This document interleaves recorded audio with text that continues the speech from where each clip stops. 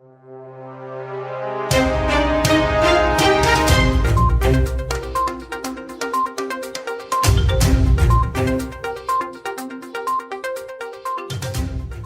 day, ladies and gentlemen.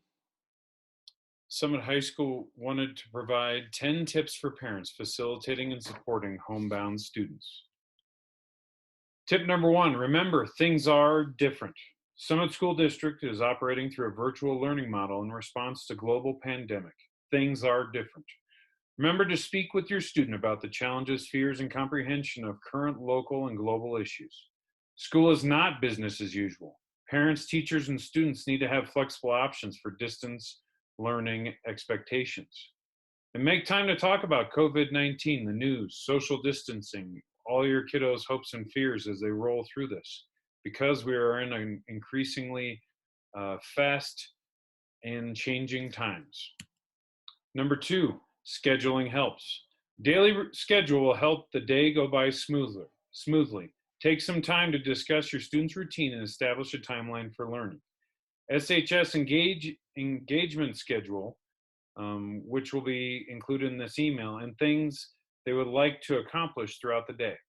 So what you need to work on, or what your kiddo needs to work through, is just having a guiding document around how their calendar is going to work.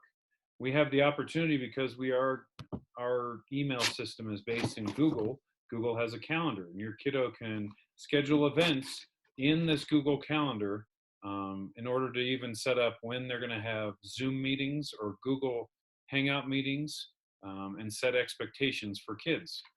Things to think through while building a schedule. Ask what assignments they're working on in each class. Ask which engagement opportunities they're working on each day, and they should have some. What classes are scheduled each day? And make sure when you do create a schedule, you and your student, make sure you're including breaks, chores, and family activities in the routine. That connection and engagement is most important. And making sure you also get a chance to take some break from the screens that a lot of your kiddos are having to do in class. If you have a question in class, finally, make sure you ask the teacher. Second, create a designated learning space. Don't let your kids stay to learn where they play, or play where they learn. So don't let them, if at all possible, be around their video games while they're trying to do work, because that temptation alone can cause distraction within their work. And then also, setting a designated learning space and then a designated playing space allows for them to detach from their work when they need to. Number 4, communicate. Don't let questions and concerns go unanswered. So all of our teachers have connection through their Google accounts or their Gmail accounts, Summit K-12 accounts, but kids can communicate through Google Hangouts, through the learning management systems like Schoology and Google Classroom. And a lot of teachers are also engaging students by using Zoom. So make sure, if you have a question about something, that you're reaching out to your students' teachers and or any staff or administrators to be able to help and support you. Tip number 5, break down time and exercise. Remember that students need breaks throughout the day at school or at home. Plan for brain breaks, physical activity, and choice time throughout the day. Exercise inside and out is a must also. So please make sure that you schedule times with yourself, with your family, and with your kiddo to be able to take these breaks, whether they're brain breaks, physical breaks, however they might be, and intersperse them throughout the day. Promote healthy eating and lifestyle choices. It's important to maintain a healthy lifestyle at home. Healthy eating, sleeping schedule, and choices that students make will all impact whether or not they're learning. It actually impacts their mood and how they do work throughout the day also. So make sure that they're getting appropriate amount of sleep, they're eating healthy, and they're getting themselves an opportunity to move around. Allow for socializing. So teenagers want to be connected. Encourage opportunities to socialize within your guidelines, within your house. A lot of our kiddos will do Google Hangouts with one another, any type of social media through their phones. A lot of them also do some video game connections too. Anytime that you can allow them to appropriately connect with their friends, they're social animals more so than we are as adults in a lot of ways, and they need that social connection.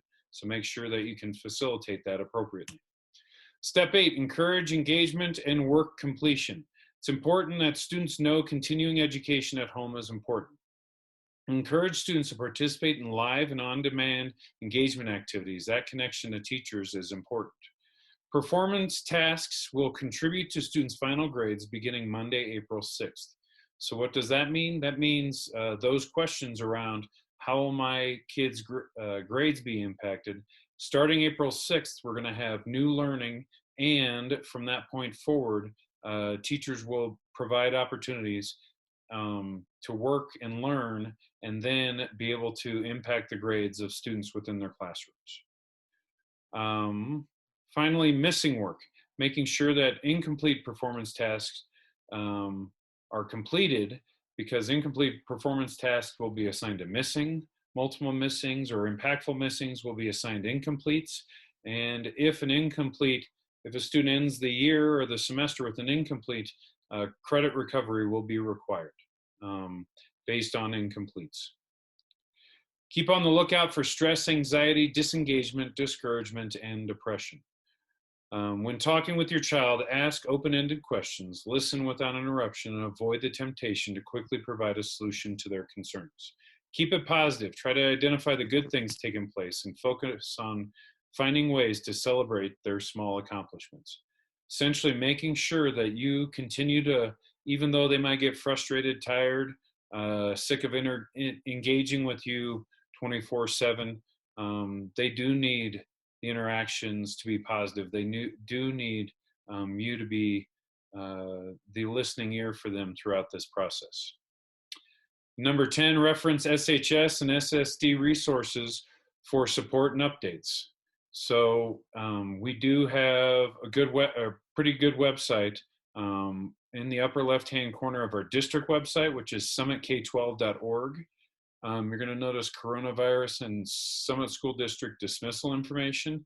This information is beneficial to making sure you have all resources you need, including community resources, to be able to work through this time and help you and your family facilitate anything from all the great things that are going on all the way through crises. We also have some great resources at Summit High School. So it's shs.summitk12.org. And then we also are starting or have started SHS News, a YouTube channel in which you'll receive direct communication through a YouTube channel from students, from staff, and from us as administrators. Thank you for listening to our top 10 points. Please reach out to us if you have any questions or concerns. Have a wonderful day.